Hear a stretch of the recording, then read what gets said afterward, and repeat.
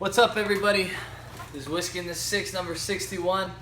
I'm Rob. If you're new to my channel, I review whiskeys, mostly Scotch, but quite often bourbons and Canadian whiskey as well.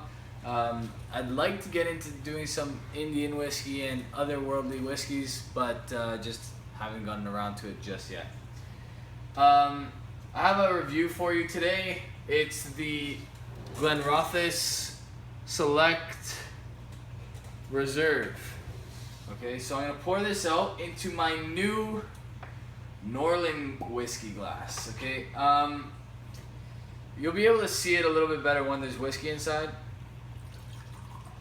So I'll show you.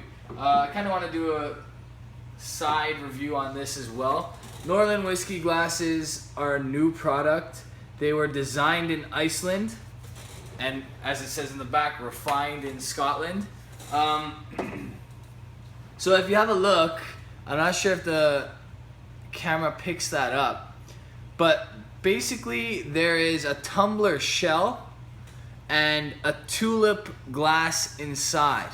The Glencairn glass has a tulip shape to it. This takes the tulip a little bit more out at the top.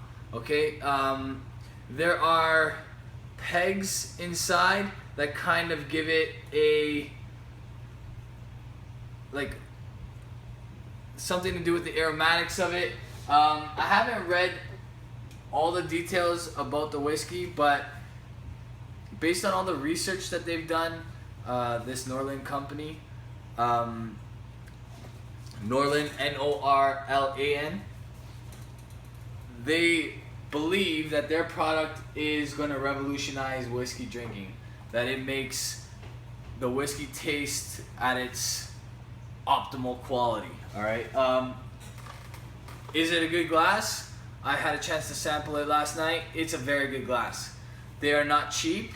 From the research I've done, they're about $50 American.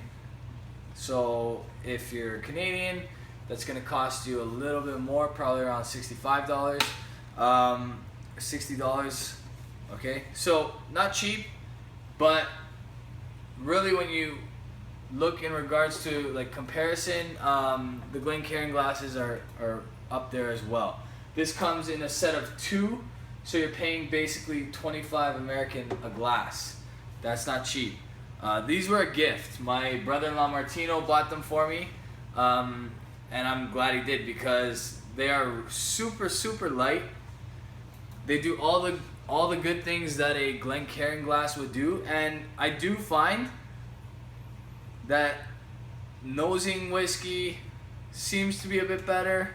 It could be my head. I really want to do a side-by-side to know for sure, but the glass is really cool. Super light, like I said. It's a tumbler shell. I believe it's hollow between the tumbler and the actual tulip, which contains the whiskey. Okay, and each one of these is hand blown. Okay, so they all might be a little bit different if you buy a set of 2, or if you buy 6 or 10. Each one is going to be a touch different, just because they're all handmade. All right, they put a lot of time, effort, and apparently research into making these glasses, and in my opinion, they're really good. Okay, this is going to take over as my whiskey glass when I'm doing my reviews, unless somebody can actually prove to me why the Glencairn glass is better than the Norlan glass. Okay, so I'll leave that up to you guys. Comment below if Glencairn's out there watching this, the company that makes those glasses. Plead your case. I'm not sure why I would use one as opposed to the other, but these are super light. They don't feel as delicate as a Glencairn glass. I always feel like I'm gonna break my Glencairn glass because it's so bottom heavy that when I set it down, I feel like it's gonna shatter or tip or something. But this is super light, like I said. Okay, anyway, back to the whiskey I'm reviewing today. This is the Glenrothes Select Oak. It is in the $50 to $60 range at the LCBO. It's bottled at 40%. It's a Speyside whiskey. It's one of the originals. It's one of the ones that people first noticed when talking Scotch. Okay, Glenrothes is a very popular brand. It has been overtaken by other Scotch brands like Glenlivet, Glenfiddich, Macallan over the years, but it is one of the well-known distilleries for sure. Okay, this is the entry level bottle that's available in the LCBO. There could be cheaper versions of the Glenrothes, but just none available at the LCBO at the moment anyway. All right, there's some really expensive versions. Most of them don't have an age statement. This one included. Yeah, so I'm gonna nose it and taste it and let you know what I think.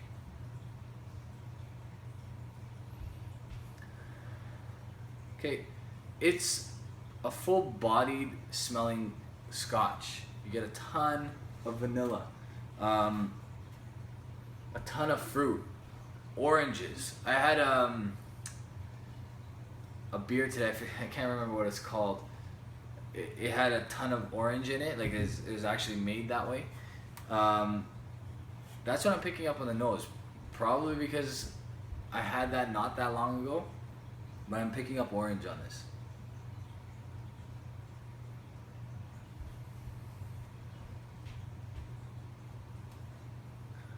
Okay, picking up like subtle raisin, plum.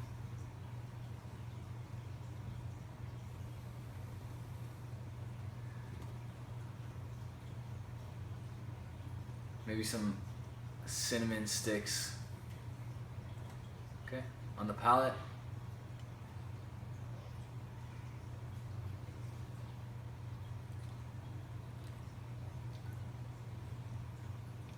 It's got a grassy, malty entry. A little bit of coffee on the back, on the finish. There's a touch of oak in there. Okay, again.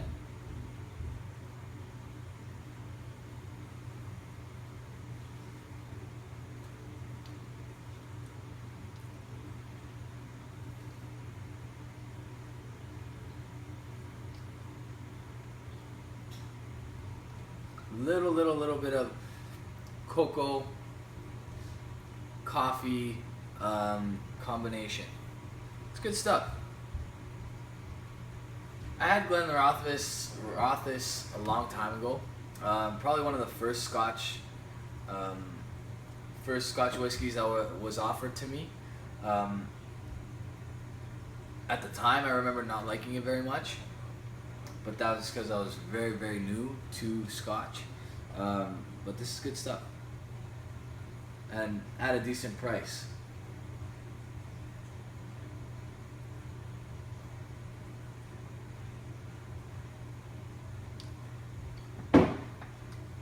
Okay, not overly viscous, not overly weighty, but a good amount that it's not too light either.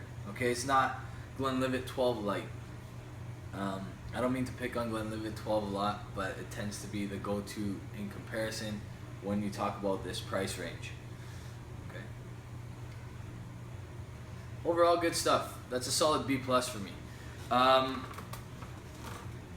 The other thing I want to mention about the Norlan Glass is some people might not actually like it because of the fact that the tumbler portion of the glass separates your hand from the tulip portion of the glass, and the tulip portion of the glass holds the whiskey. So what people like about being able to hold the portion that holds the whiskey is that your hand would warm the glass, making the whiskey warm as well, or the cognac, or whatever spirit you're drinking. This doesn't allow for that, But that's because a lot of research shows that to get optimal quality out of whiskey, it should be room temperature. All right. I know there's gonna be a lot of people that want to debate that. A lot of people drink with ice or prefer to warm the cup with their hand. Okay, but a lot of research is showing that you're getting the optimal with room temperature whiskey, and I believe that's why Norlan decided to create their glass this way. The other thing I will say is that's all preference. If you enjoy warming your whiskey with your hand, holding the cup in your hand so that the whiskey picks up that warmth, then drink it that way. If you prefer adding some ice to your whiskey, then drink it that way. There's no right way, and if anybody tells you the right way to drink whiskey, then they're doing you an injustice, okay? You drink it how you enjoy it. That might change over the years, but it might stay the same throughout your drinking, you know, for however long you drink or for the rest of your life. Okay, so drink how you like it. Yes, some people are against adding whiskey. Yes, some people are against warming the glass, but that's a matter of preference, okay? So again, the Glenrothes is a B+. I'm Rob. This was Whiskey in the Six. Subscribe below if you liked the video. Share with your friends if you liked the video. If you're already a subscriber, thank you very much. I appreciate your consistent watching, consistent commenting. All right, I appreciate all of you. Cheers.